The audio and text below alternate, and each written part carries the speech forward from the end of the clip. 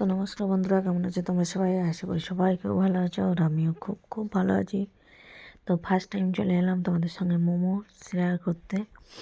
তো মোমো রেসিপিটা আমি সবটা দেখাতে পারছি না, তো কারণ আমি ময়দাটা মেখেছি সেটা আমি তোমাদেরকে দেখাতে পারিনি।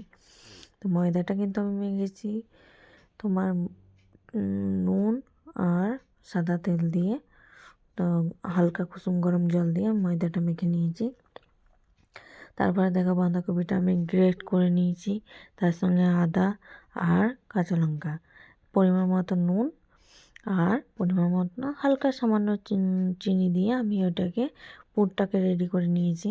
তো দেখো তারপর আমি এখানে আটাটাকে আবার ভালো করে থেসে নিয়ে ছোটো ছোটো করে লই করে নিয়েছি। লই করে নিয়ে আমি দেখো যেমন লুচি করি, লুচির শেপ দিয়েছি। লুচি করে আমি তার ভিতরে পুর দিয়ে আমি আমি তো ভালো ডিজাইনও করতে পারি না, তো যতটুকু পেরেছি ততটুকু তোমাদের সঙ্গে শেয়ার করার চেষ্টা করেছি। তো দেখো আমি কিন্তু এইভাবেই মোমোর শেপটা দিয়েছি। তো দেওয়ার পর আমার দেখো সব কটা রেডি হয়ে গেছে।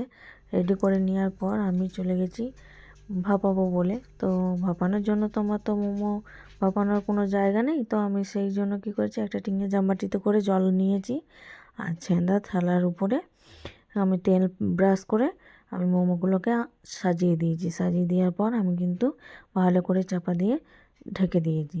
তো দেখো আমার কিন্তু মোমোগুলো সেদ্ধ হয়ে গেছে। তো দেখো আমার কিন্তু মোমোগুলো সেদ্ধ হয়ে যাওয়ার পর আমি দেখো ঢেলে নিয়েছি। তো আমি কিন্তু বাড়িতে চাটনিটাও কিন্তু নিজের হাতেই করেছি। তো কেমন লাগলো আমার মোমোর রেসিপিটা অবশ্যই কিন্তু কমেন্টে জানাবে। টাটা সবাইকে।